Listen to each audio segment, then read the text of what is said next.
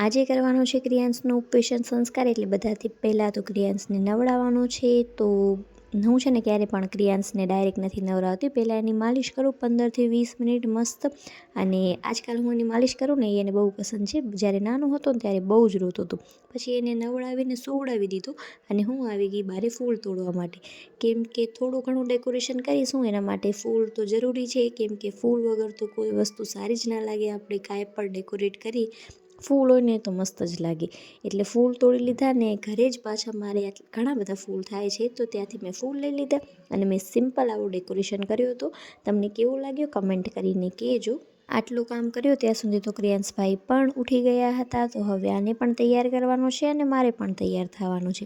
એનો અત્યારે મસ્ત રમવાનું મૂડ છે, તો એના પપ્પાને કીધું તો મેં એને થોડી વાર રમાડું. ત્યાં સુધી પહેલાં હું તૈયાર થઈ જાઉં ને પછી હું ક્રિયાંશને તૈયાર કરું.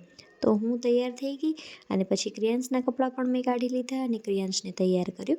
અને પછી છે ને હવે બસ એનો ઉપવેશન સંસ્કાર જ કરવાનો હતો. તો તમે લોકો મને કહેજો, તમારામાં ઉપવેશન સંસ્કાર કરે છે કે કોઈ નહીં, કે એવી કોઈ રીત છે કરવાની કે નહીં.